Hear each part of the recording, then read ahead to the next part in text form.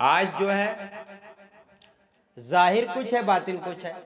آدمی کسی کے ظاہر سے دھوکا کھا جاتا ہے. وہ ملاقات پر سلام بھی کرتا ہے, ملاقات پر خیریت بھی لیتا ہے, ملاقات پر کھانا بھی کھلاتا ہے, ملاقات پر ننگے ہو تو کپڑا بھی پہناتا ہے, ملاقات پر ہے نا غم کے وقت میں ساتھ بھی دیتا ہے, مصیبت میں کام بھی آتا ہے, بیماری میں عیادت بھی کرتا ہے. لیکن دل میں کچھ اور ہوتا ہے. بظاہر بنی ہے بباطن دھنی ہے. یہ تہذیب نو ہے نئی روشنی ہے. اس کے ذہن و دماغ میں کچھ اور چل رہا ہوتا ہے کہ میں اس سے دوستی ان ناطے سے میں اس ذریعے سے میں اس کے قریب ہو جاؤں گا, اور قریب ہوتے ہوتے میں اس کو اپنا دوست بناؤں گا. دوست بنانے کے بعد جو دشمنی آج سے برسوں پہلے جو باتیں اس نے کہی تھی, گالی دی تھی, اور میرے ابو کو میرے گھر والوں کو ایسا ویسا کہا تھا, اس کا بدلہ لینے کے لیے وہ قریب ہوا ہے. اس کے غم میں بھی شریک ہو رہا ہے, بیماری میں بھی عادت کر رہا ہے, اس کو ہمدردی کے ساتھ پیش بھی آ رہا ہے. لیکن مقصد کیا ہے؟ مقصد یہ ہے بدلہ لینا. یہاں تک کہ وہ بالکل اس کے دل کے قریب ہو جاتا ہے. اس کی جان اس کی جان ایک ہو جاتی ہے, اور آپس میں اتنی محبت ہو جاتی ہے کہ وہ ہم گمان تک نہیں ہوتا کہ ان دوستوں یاری میں, ان دونوں دوستوں میں حسد ہے, دشمنی ہے, کینہ کپٹ ہے. وہی دوست اس دوست کو لے جا کر کے تنہائی میں کیا کرتا ہے؟ مار ڈالتا ہے. قتل کی کثرت ہوگی. یہ فتنے کے وقت میں ایسا ہوگا جب زمانے خراب ہو جائیں گے, حالات بہت خطرناک ہوں گے, تو یہ خرابیاں بھی لوگوں کے اندر آئیں گے. السلام علیکم سلام کہیں گے, سلامتی کی دعا کریں گے, دوستی کر کے اس کو دشمنی کا کیا بدلہ لے لیں گے, دشمنی ظاہر کر دیں گے. ایسے حالات آ جائیں گے. پس پشت غیبت اور تانا زنی ہے, زباں پر ثنا قلب میں بدزنی ہے. آج پورا نقشہ اسی طرح کا ہے. آدمی سامنے سے نہیں جان پاتا, نہیں پہچان پاتا کہ یہ میرا دوست ہے کہ میرا دشمن ہے, یہ میرا خیر خواہ ہے کہ بدخواہ ہے. نہیں پہچان پاتا.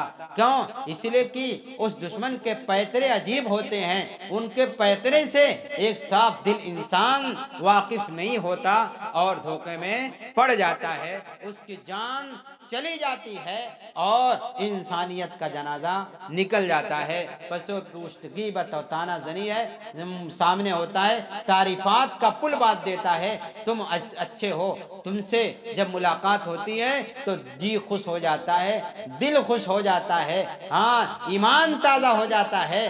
بہت تم اچھے ہو, اتنی تعریف کرتا ہے. وہ بیچارہ اس سے بہت زیادہ قریب ہو جاتا ہے, لیکن حقیقت میں دل کا کے اعتبار سے دشمن ہے. اور ایسا دشمن ہے کہ اس سامنے والے کو وہ ہم گمان تک نہیں جا سکتا یہ میرا جانی دشمن ہے, میرے جان کا یہ پیاسا. اسی کو ہوشیاری سمجھا جاتا ہے. یہ انسانیت نہیں ہے, یہ حیوانیت ہے.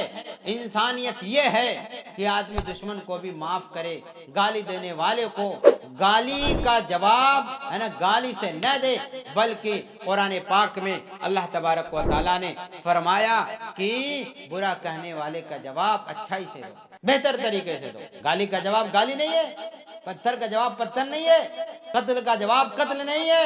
اس سے کیا ہوگا؟ انسانیت نہیں بچے گی, بلکہ انسانیت ختم ہو جائے گی بدلے سے.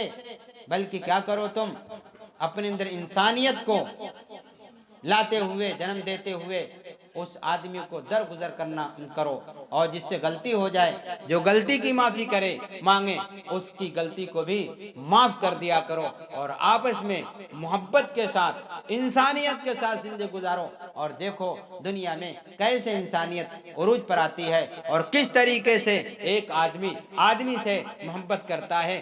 آدمی سے محبت کا جو طریقہ ہے وہ یہ ہے کہ اس کے غم میں شریک ہو جائے سچے دل سے. مریض ہیں اس کی عیادت کی جائے سچے دل سے. اس لیے کہ اللہ کے نبی علیہ الصلوۃ والسلام نے مریض کی عیادت کا حکم دیا ہے، اور یہ مسلمان پر حق ہے کہ جب کوئی دوسرا مریض ہو اس کی عیادت کرے، پریشان ہو اس کی پریشانی کو دور کرے، اس کی خوشی ہو تو یہ بھی اس کی خوشی کو اپنی خوشی سمجھے، اور وہ حیران و پریشان ہو تو اس کی حیرانی پریشانی کو اپنی حیرانی پریشانی تصور کرے اور خیال کرے، اور جہاں تک ہو سکے اس مسلمان کی کیا کرے؟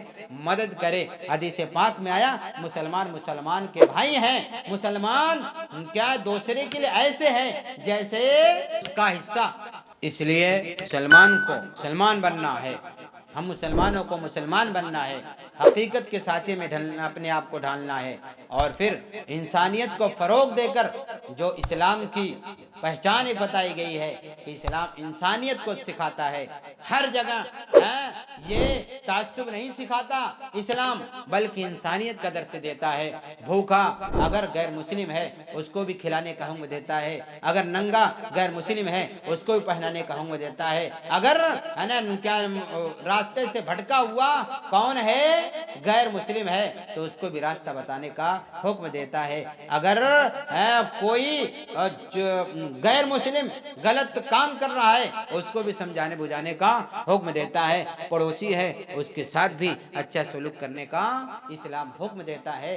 اسلام انسانیت کو فروغ دینے کا حکم دیتا ہے تاکہ انسانیت کے ذریعے سے، انسانیت کے پیغام کے ذریعے سے لوگ اسلام کو سمجھیں اور ایک مسلمان کیا چیز ہے، اور اس مسلمان کے اندر جو اسلام مذہب کی صورت میں بیٹھا ہوا ہے اس تعلیمات پر یہ مسلمان عمل کر کے اپنے دوسرے لوگوں کو اسلامی تعلیمات سے کتنا واقف کراتا ہے، یہ ایک مسلمان کا کام ہے، عملی طور پر بھی، زبانی طور پر بھی، اخلاقی طور پر بھی، اور ذہن و دماغ کے اعتبار سے بھی، راستے کے اعتبار سے بھی، کلچر تہذیب کے اعتبار سے بھی، اخلاق و کردار کے اعتبار سے بھی، انتخاب کے اعتبار سے بھی، راستوں کے اعتبار سے بھی، ہر اعتبار سے، سونے جاگنے اٹھنے بیٹھنے کھانے پینے چلنے چلانے ہر اعتبار سے ایک مسلمان کا کام دوسروں سے الگ تھلگ ہو کر ایک پہچان بننی چاہیے۔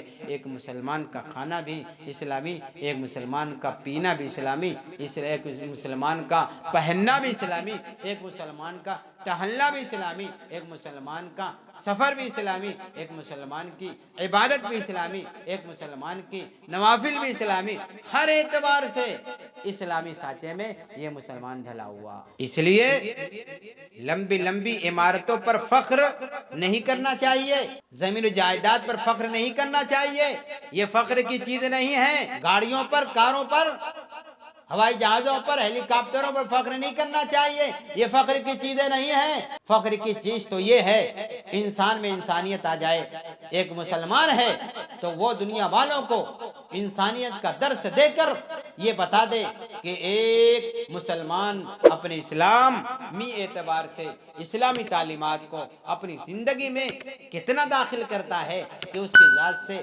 دوسروں کو کہیں سے کوئی تکلیف نہیں پہنچتی۔ ہاں، ایک اسلام کو ماننے والا مسلمان زندہ ہے، جیسے زندوں سے فائدہ ہوتا ہے ایسے ہی ایمان والا اپنے ایمان کی روشنی سے جہاں خود بھی فائدہ اٹھاتا ہے وہیں دوسروں کو بھی فائدہ پہنچاتا ہے۔ اسی طرح ہم کو اور تم کو زندگی گزارنی چاہیے، نہیں تو دنیا کا منظرنامہ تو کچھ اور ہے، آج کے حالات تو کچھ اور ہیں۔ حالات پر جانے کی ضرورت نہیں ہے، اسلام کے احکامات پر جانے کی ضرورت ہے کہ کیسے ہم کو ایسے حالات میں اللہ کے نبی صلی اللہ علیہ وسلم نے رہنے سہنے کا حکم دیا ہے۔ اللہ تعالیٰ کہنے سننے زیادہ عمل کی توفیق نصیب فرمائے۔